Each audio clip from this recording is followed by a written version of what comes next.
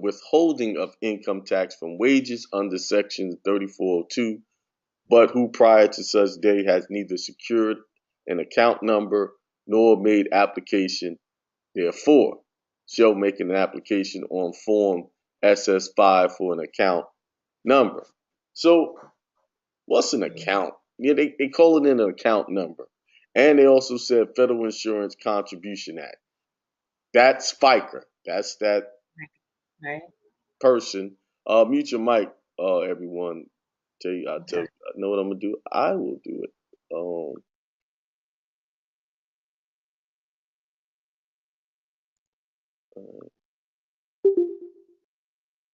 right, if y'all can mute your mic, thank you. It's got it. All right, sorry about that. All right, let's look at what Wikipedia says about the Federal Insurance Act.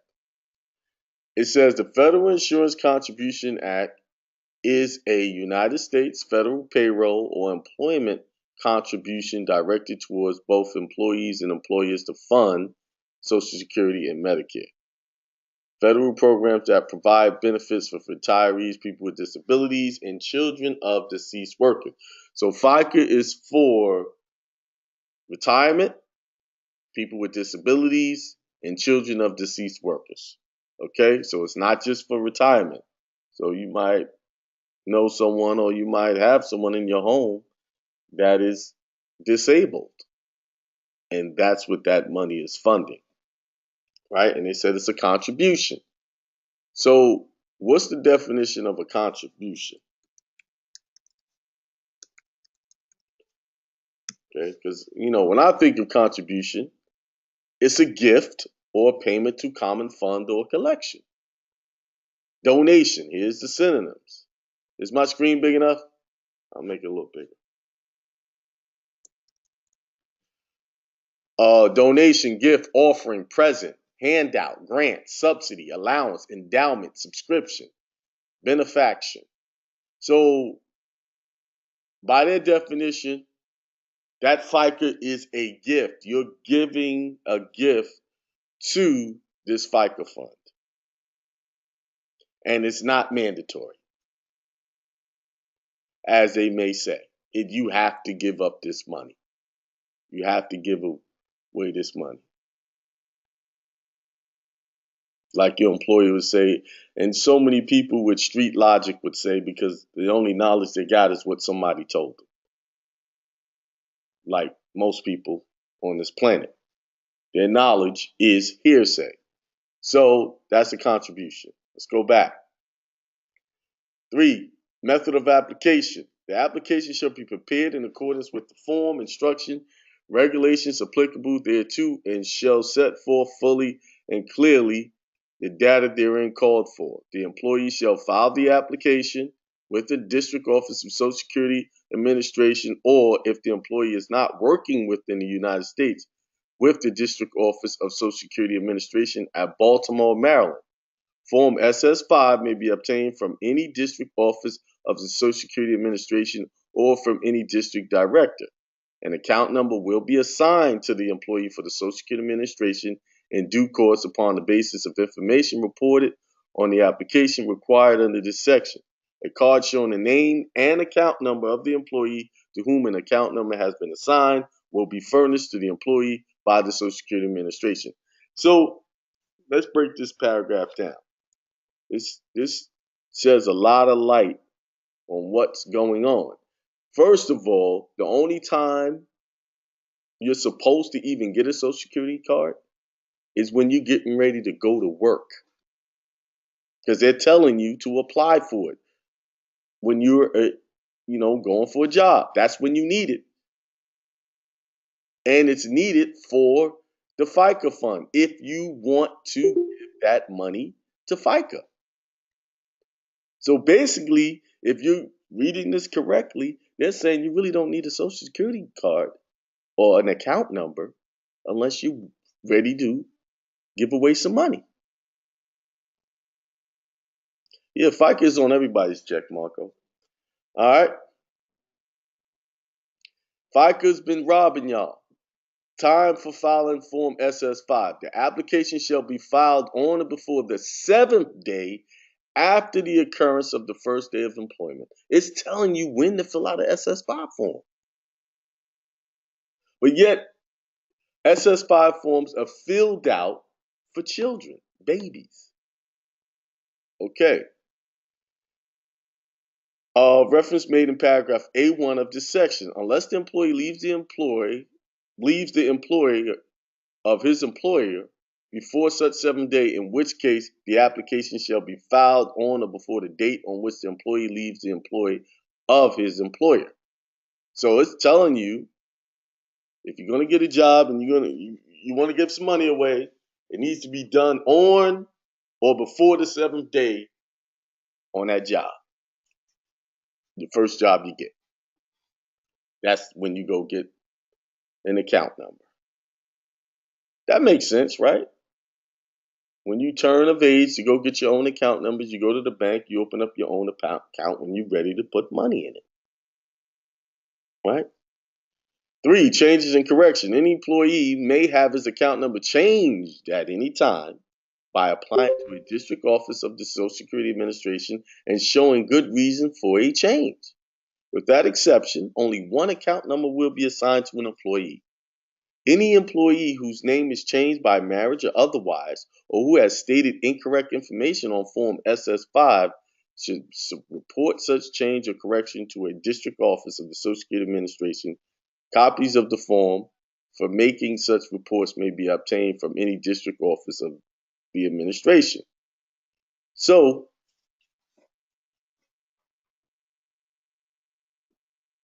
we have been misled that we need, even when you look at the 1040 and doing a tax return and you have children, they're not even supposed to have an account number yet.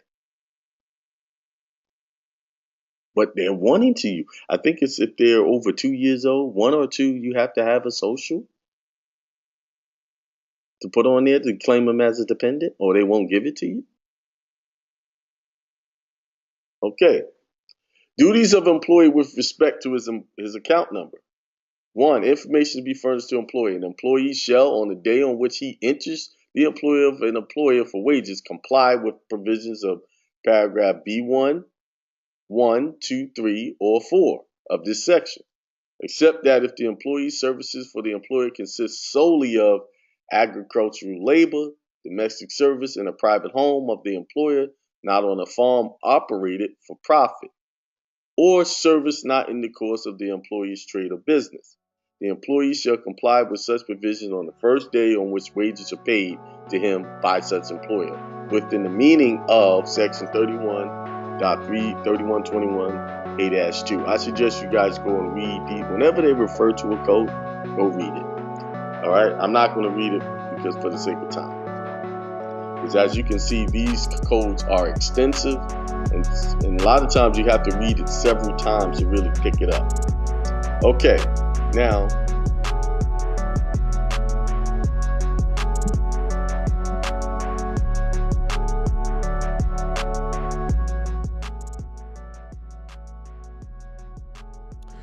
all right, peace. What's up? What's up? What's up? How y'all doing? Get this volume down just a little bit. All right, all right. That was the IRS webinar 2. Of course, all of that information is on my website at akimel.com. Also on the new school site, SKOOL. I'm putting the link in the chat now for you. So far, just in a week's time, we had this thing does this all the time. We got what, 20 members now. A lot of my premium members, I have more people sign up that wasn't part of premium group than the ones I sent the link that could just get in. They're not checking their email. So if you are in my premium membership group, go and log in, because that's where everything will be. I'm transitioning everything from there to the site. I know it was $49.99 a month for the membership in the Teachable app. Over here, it's going to be $39.99. So I'll be shutting that down, and then you'll be able to go over there. It's more interactive. Like, it's more. Let me just share my screen real quick. See if I can.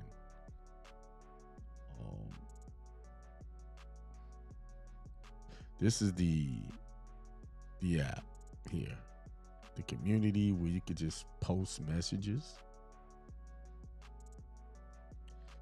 Here, this is the classroom. I just put this in the credit repair files. That's only $27 a month. And check it out, what you get with this. All of these things help repair your credit. Even there's templates on suing the debt collectors. $27 one time, and you get all of that. Everything you need. These are actually books. Most of the stuffs are books with templates in it. So a lot of resources. And of course, these two at the bottom was my very first third-party debt collector letter that stops student loans and the no contract contact template. These two right here shut down a lot of stuff. And this was the credit repair guide that I had back in the day that was shutting down credit, help fixing credit within 30 days. So, and there's some extra stuff that is stuff I picked up along the way, extra stuff that I threw in there. $27, come on. And you can't beat that. So go to that, you can get it. I'll also put it up on akimel.com if you are not part of the membership. So you can get it off my website as well. But shoot, this fix that credit. Credit is a game, guys. I don't know why. It's such an easy game to play because you're dealing with third-party information providers. Third-party information providers are handling it, so they don't get the facts. Let's just say you have a bankruptcy on your credit. That's the easiest thing to get off is a bankruptcy because third-party interveners are putting it on your report. So all you got to do is write a letter to the courthouse and say, do you guys report? And they're going to say, no, we don't report, because that's the only way you can verify it, because they are not allowed to give out your personal information to anybody else. What they're doing is these third parties scanning court cases and throwing you on the credit report. You never gave these people permission to do that. And it comes off. So bankruptcy is not a death sentence. Okay. All right. There you have it. But let's get into what with the whole. This is Inspiration Sunday, and I'm sorry I missed last week, and I'm kind of glad I did because I did need to recharge, right? But we are in a process now. Right, this year has been one of those. It's a 9-year. 2025 is a 9-year, and we coming up on nines all. And again on the 27th, you got 9, 27, 2025 nines all the way across the board, triple nines.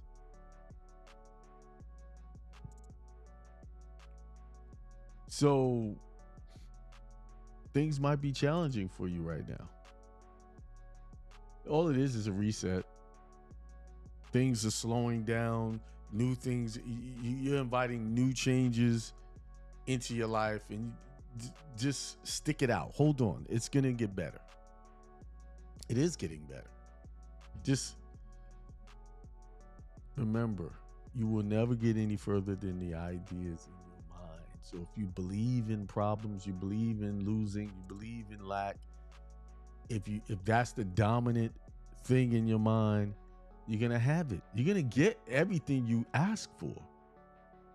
You're going to get everything you put your mind to. That's true. Well, how come my bank account is not looking different? Well, because you keep looking at the bank account and believe in what's actually in there.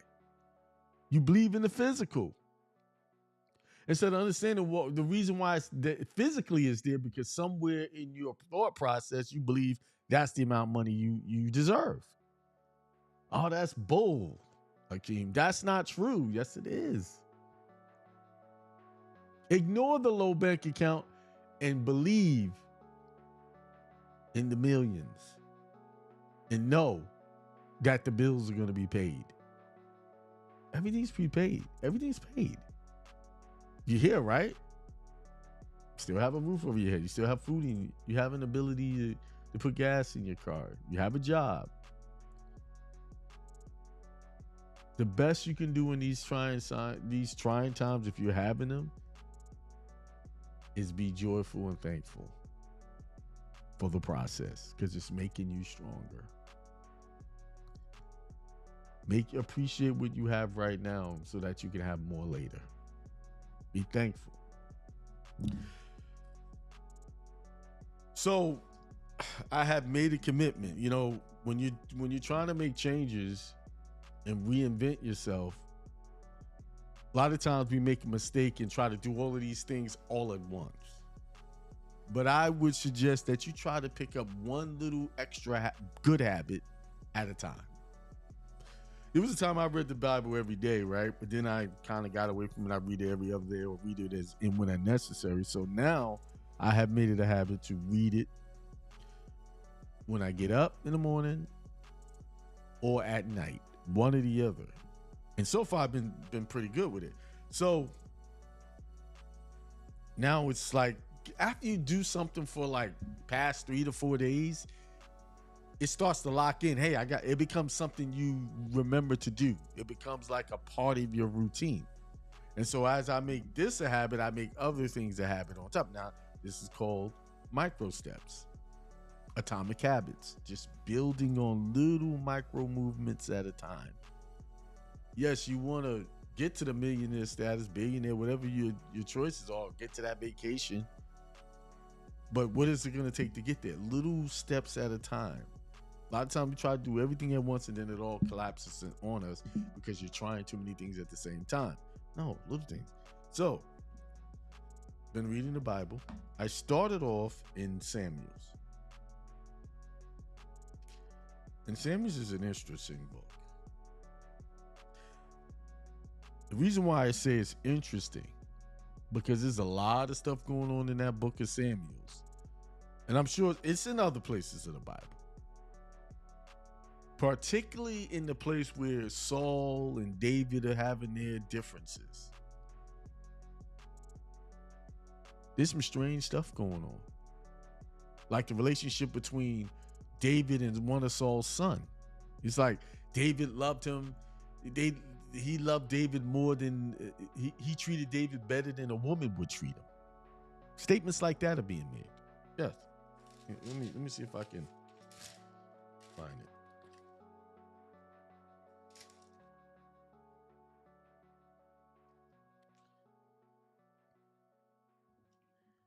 See if I can find it.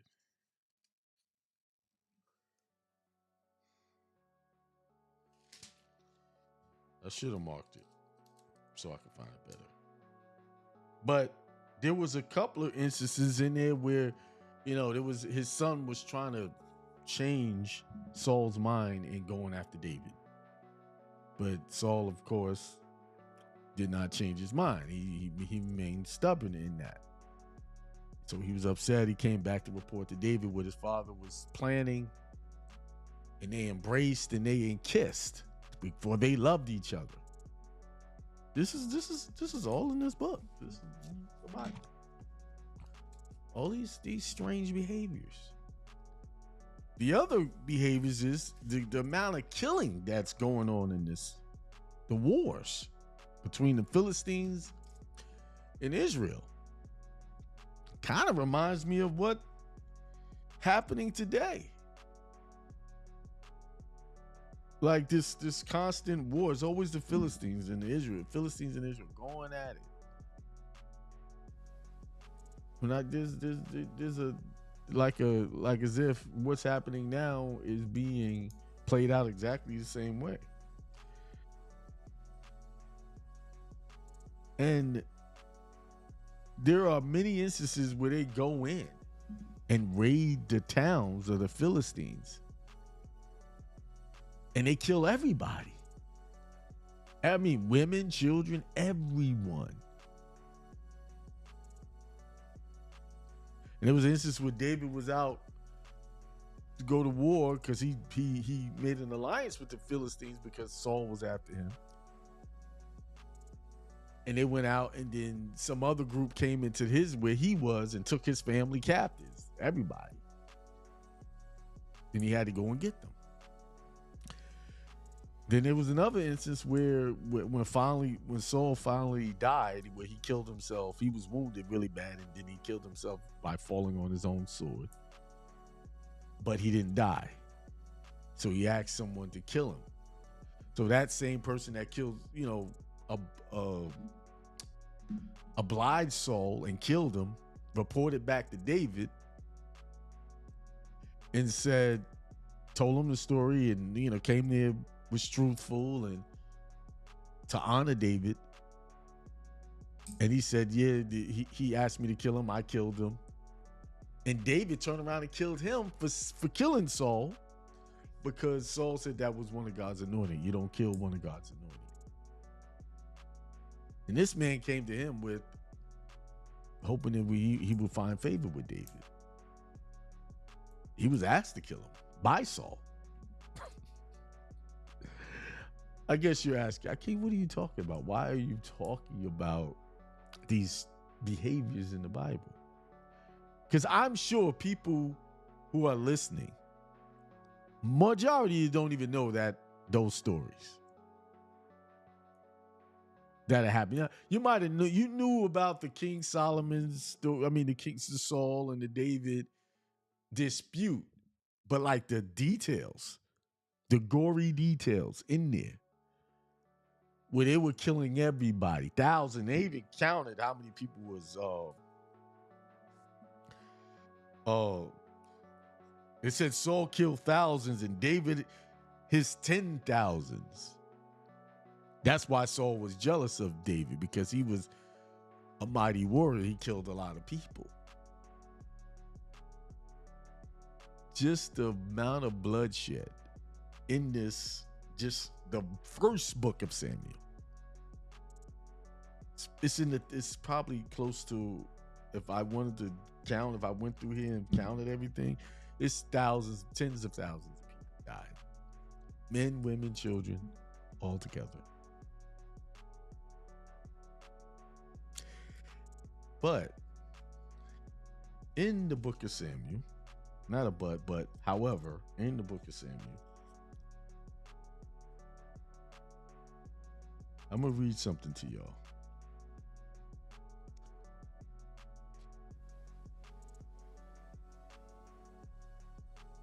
In here, Saul, at one point, towards the end of his reign in his life, he expelled all of the wizards and the mediums. It says it. Right? It says Saul, in Samuel chapter 28, it said, now Samuel had died. Everybody knows who Samuel is. Samuel was the prophet of Jehovah, or Yahweh, as mentioned in the Bible. He was a prophet.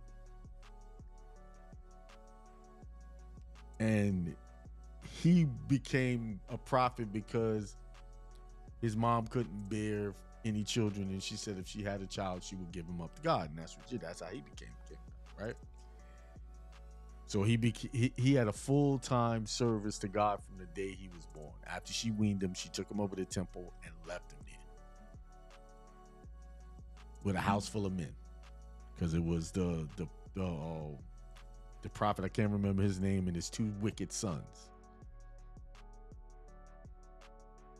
In the prophet, to me, that's weird stuff too. You leave no women. Although the two sons were messing with the women who came to give offerings. This is all in here. Like, the people would come and get offerings. They would take the offerings, and they would sleep with the prostitutes. so prostitution was a thing back then too. So that's a ancient tradition, prostitution. But Samuel chapter 1 verses 28, chapter 28 verses 3. Now Samuel had died, and all Israel had mourned for him and buried him in Ramah, his own city. Saul had expelled the mediums and the wizards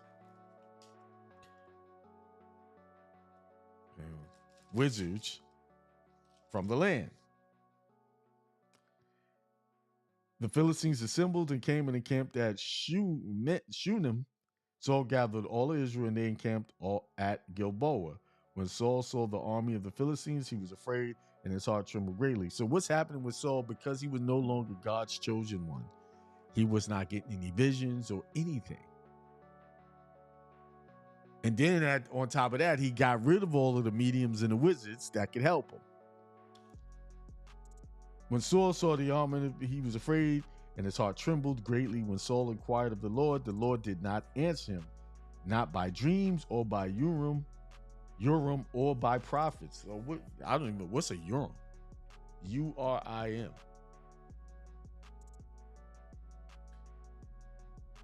We're gonna do some research today. Oh, it's a sacred object. A Urim and Thummim were sacred objects in ancient Israel, possibly prophetic stones that served as a means for high priests to receive God's will and guidance, particularly for significant national decisions and legal judgments. Kept with the breastpiece of judgment. The exact composition and method of operation are not described in detail, but they functioned as an oracle, with their name traditionally interpreted as lights and perfections or revelations in truth. The Urim and Thummim are mentioned in the books of Exodus, Numbers, 1 Samuel, Nehemiah, and their ceased after destruction of the first temple. And their use ceased after the destruction of the first. So it's an object, some type of object to get an answer. Then Saul said to his servants, "Seek out for me a woman who is a medium, so that I may go to her and inquire of her." His servant said to him, "There is a medium and indoor." I'm going somewhere with this. I talked about all the destruction in the Bible, all of the bloodshed. I'm showing y'all something. So Saul disguised himself and put on other clothes and went there, he and 2 men with him. They came to the woman by night, and she said, "Consult a spirit for me." And he said, "Consult a spirit for me and bring up for me the one whom I name to you." The woman said to him, "Surely you know that what Saul has done, how he has cut off the mediums and the wizards from the land. Why then are you laying a snare for my life to bring about my death?" But Saul swore to her by the Lord, "As the Lord lives, no punishment shall come upon you for this thing." Then the woman said, "Whom shall I bring up for you?" He answered, "Bring up Samuel." Now Samuel had died. I'm going somewhere. Follow me. Stick with me. For me. When the woman saw Samuel, she cried out with a loud voice, and the woman said to Saul, "Why have you deceived me? You are Saul." The king said to her, "I have no fear. What do you see?" The king said to her, "Have no fear. What do you see?" The woman said to Saul, "I see a divine being coming up out of the ground." He said to her, "What is his appearance?" She said, "An old man is coming up, and he is wrapped in a robe." So Saul knew that it was Samuel, and he bowed with his face to the ground and did obeisance. Then Samuel said to Saul, "Why have you disturbed me by bringing me here? Bringing me up?" Saul answered, "I am in great distress, for the Philistines are warring against me, and God has turned away from me and answers me no more, either by prophets or by dreams. So I have summoned you to tell me what I should do." Samuel said, "Why then do you ask me, since the Lord has turned from you and become your enemy? The Lord has done to you just as he spoke by me, for the Lord has torn the kingdom out of your hand and given it to your neighbor David. Because you did not obey the voice of the Lord and did not carry out his fierce wrath against Amalek, therefore the Lord has done this thing to you today." What happened in Amalek, he was instructed to destroy everything. Women, children, men, the soldiers. Don't even take their cattle. No, there was not to be taken. They were not to take any spoils from this war. Instead, he killed everybody, but they kept the spoils, and that from that day, the Lord turned on him because he didn't follow his instructions. And that's when he decided David would be king. Moreover, the Lord will give Israel along with you into the hands of the Philistines, and tomorrow you and your sons shall be with me. The Lord will also give the Lord of Israel into the hands of the Philistines. Did y'all hear what he just said? This is Samuel being raised or conjured up by a medium telling him this and said, why have you brought me up from here?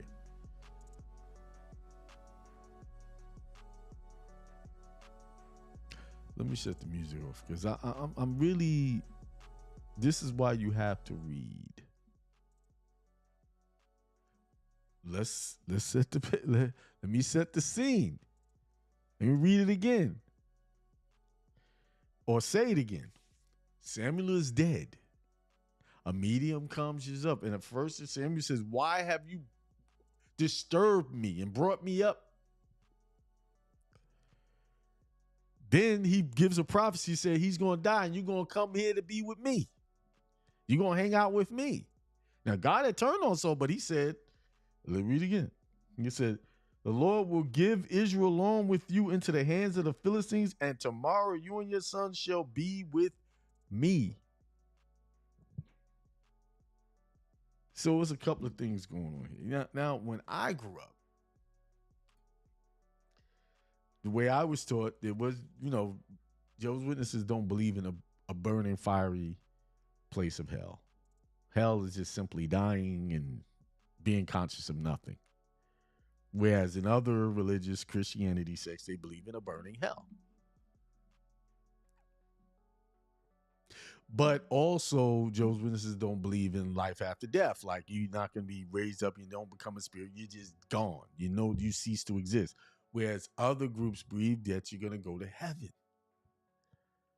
Now, I just read the proof of what the Bible says. This is not what I'm saying, that although Saul had no favor in God's eye and he was given the kingdom and he would die, he was going to go hang out with a prophet who was holy.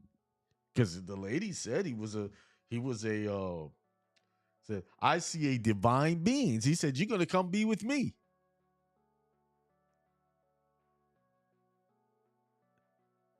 Now, here's the point I'm trying to make.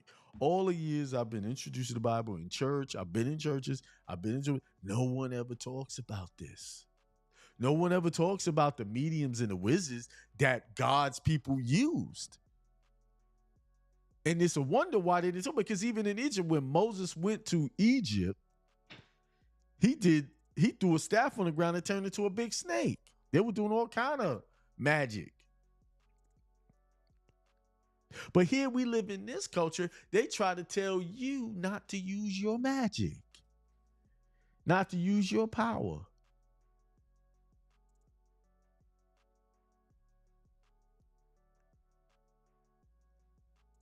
I want you to understand something. The reason why this culture, especially the European Caucasian culture, has told you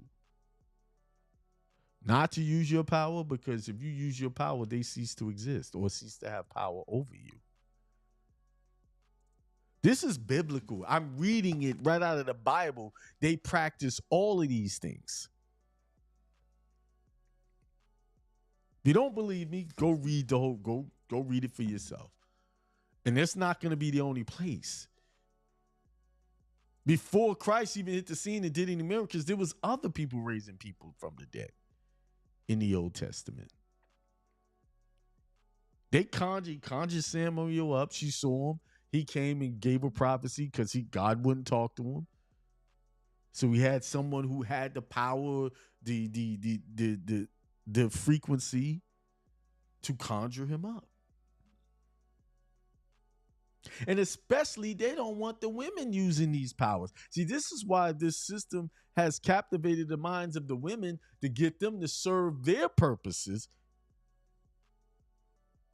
got them thinking that their college degrees is the power that they need, when all they need is the power of God, the power that God gave them, or the true God gave them. See, they made them forget about Sophia. They made them forget about what the matrix really is. See, the attack was always towards the feminine. Because who did he go to get this revelation, to get this vision? He went to a woman medium to get it. He knew exactly where to go. And the reason why he ran them out of the land, because they were, all of the prophecies were saying his kingdom was done. He was over with. His days were numbered. And he didn't want to hear the truth. But he finally gave in and went and found one, and she told him, and he accepted his fate.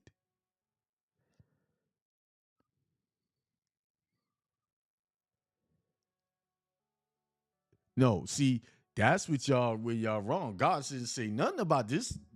About he said, don't worship other gods and their idols. That's what he said. But then when you get in the New Testament, when the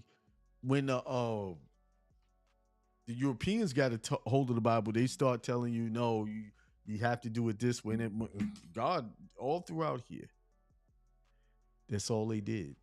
And they carried oracles. They did rituals. They did sacrifices. They did everything they did.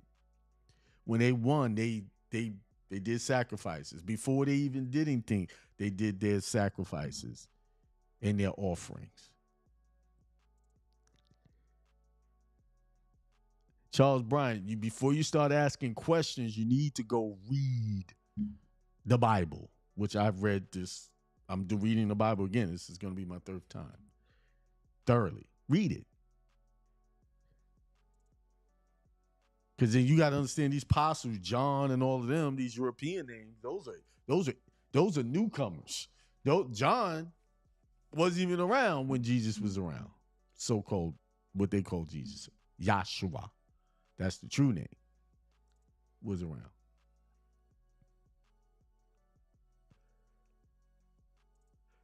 From what I'm seeing in the older testaments, when they followed all of these traditions, they did very well.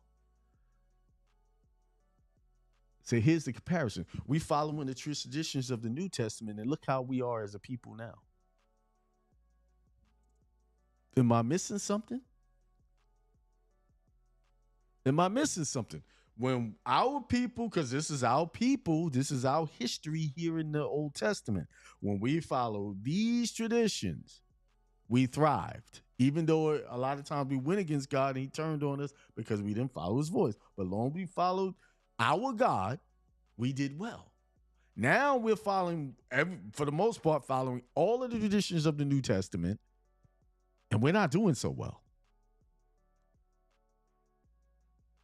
Because what do you have to say to that? I'll wait for somebody to comment in the chat.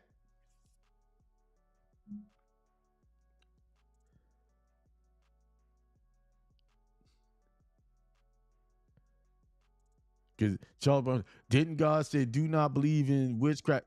The witchcraft and the rituals of other gods.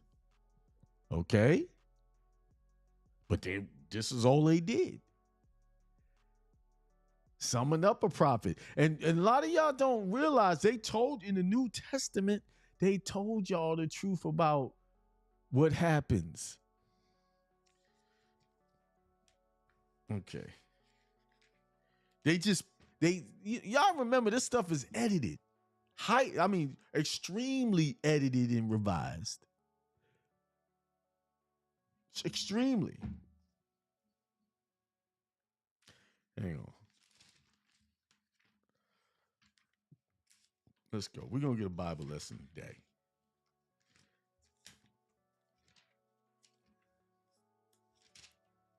We're going to get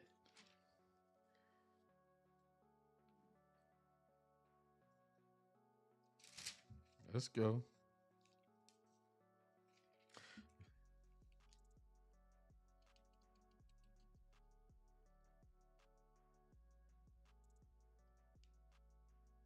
Okay. This is when Jesus died, like when he was sacrificed. Yeshua.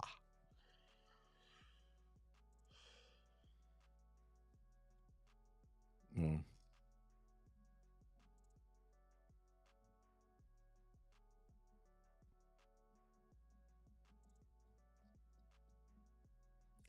I'm trying to get.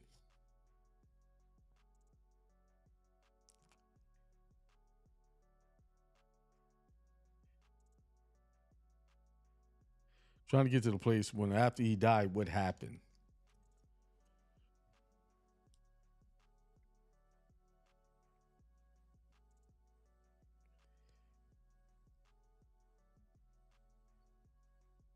See.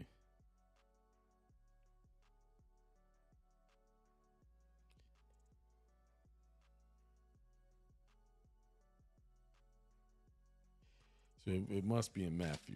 Hang on. Because after he had died, all of the saints was resurrected. They started seeing people who had died showed up in different places.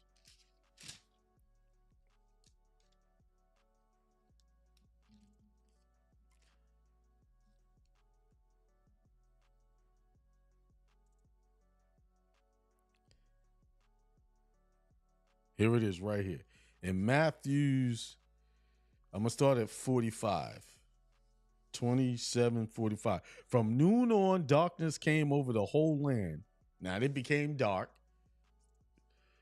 And about 3:00, Jesus cried with a loud voice, Eli, Eli, lema sabachthani. That is, my God, why have you forsaken me? When some of the bystanders heard it, they said, this man is calling for Elijah. At once, one of them ran and got a sponge, filled it with sour wine, put it on a stick, and gave it to him to drink. But the other says, wait, let us see whether Elijah will come to save him. Then Jesus cried again with a loud voice and breathed his last.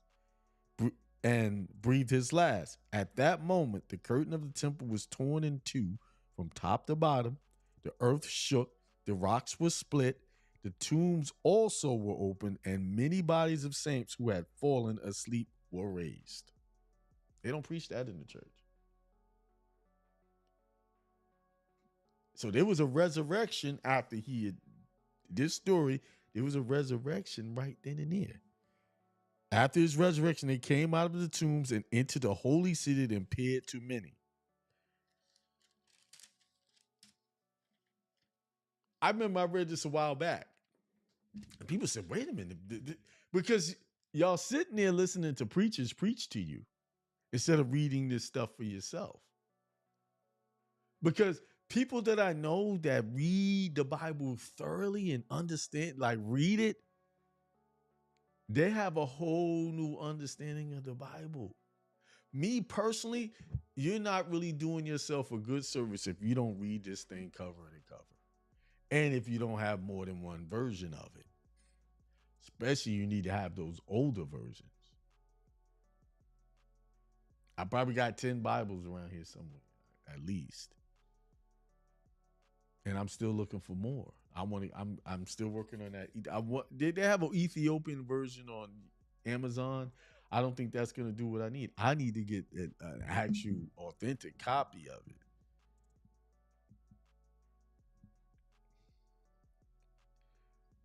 The point I'm trying to make when it comes to the Bible, it has all your remedy in here. Your remedies in here. Because everything this country do is based off of this.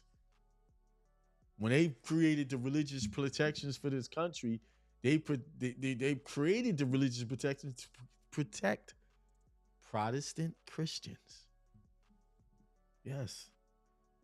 That sect, that particular sect.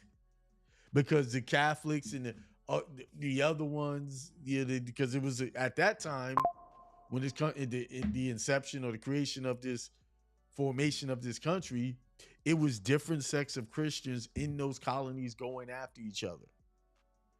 Because you don't believe my version, you're not right. So they said religious freedoms. They weren't thinking about Muslims, Judaism, and stuff like that.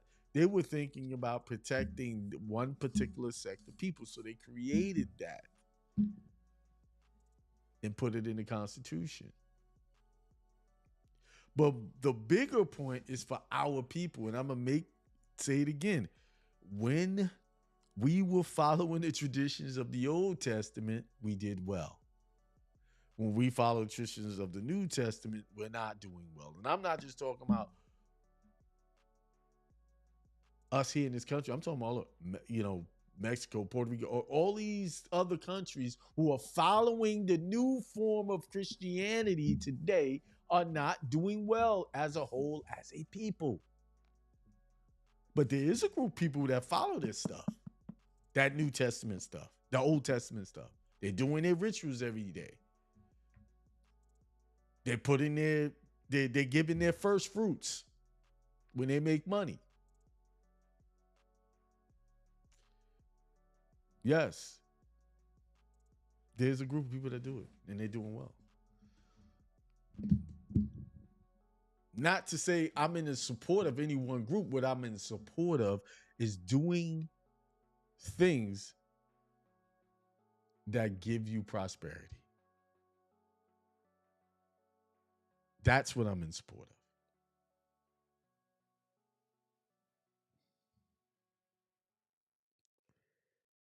Tuesday's show, we're going to talk about bankruptcy and why you should not think of it as a negative thing. That's Tuesday, 7 p.m. Eastern Time. There you have it. I read this stuff out of the Bible, and it's like some of the things that they were doing basically is happening today, and I'm not going to be very specific about it. Like, they just went in and just killed everything, leave nothing to stand, nothing. It was like, whoa. Women, children, no one was spared. No one.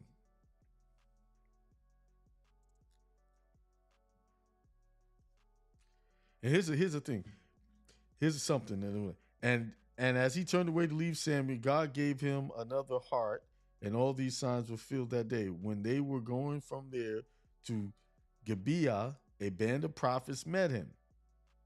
See, you just know about the prophets that they talk about, but they said a band of prophets met him, and the Spirit of God possessed him, and he fell into a prophetic frenzy along with them. See? A prophetic frenzy. It's right here. It's all here. Y'all do what y'all want with that information. But all I know is when we were living like the Old Testament, we did well. When we living like the New Testament, we're not doing so well. And anybody who had disagree with me, I welcome your comments. Tell me.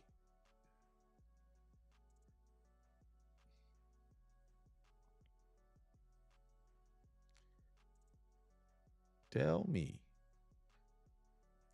All right. I'm sure nobody could. Because if you got common sense, you'll know. All right. With that being said, this is the end of my talk about the Bible. I suggest you read it, because there's some very good practical things that you could do in it that protect you.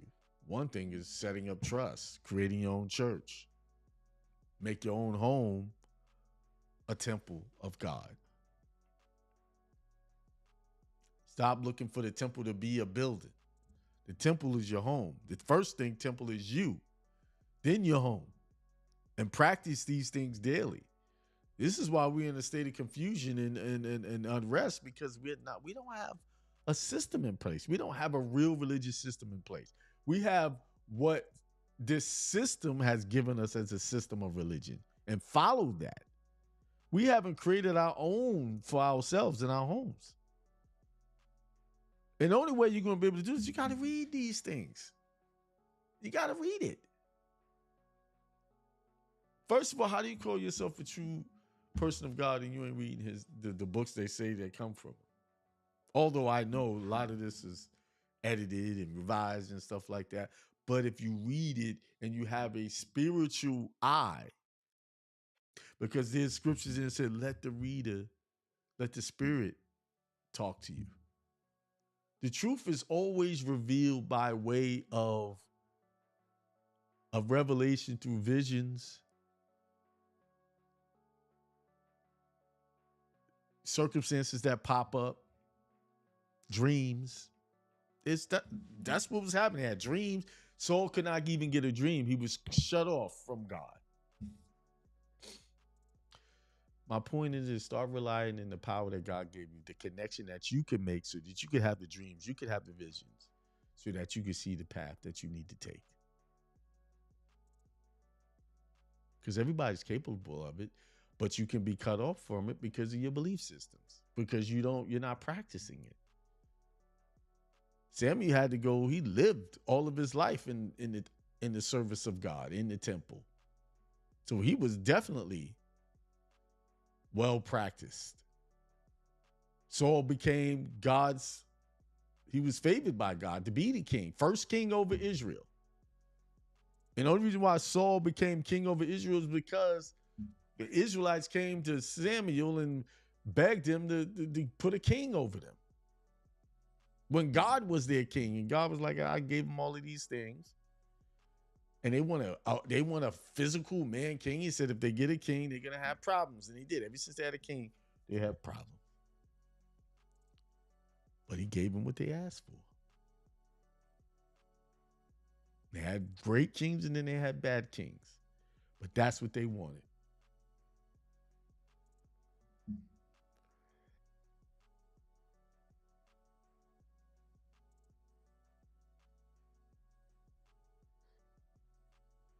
Yeah, so I was just reading the comments. Someone came and said something, but I'm not sure. They're off topic. Good forenoon, everyone. The foundation to owning property is ownership of your labor. Words of the day. I would agree with that. I would agree with that. Sound like they're a Trump supporter because they got Trump in their name. But anyway. All right, with that being said, I'm out. Enjoy the rest of your Sunday. I got things to do. I know you got things to do. Start putting your house in order. If some of you who got your trust set up, your churches set up, start open up the bank accounts and start working through that. All right. Peace, prosperity, extreme wealth to everyone. Y'all have a good one. I'm out.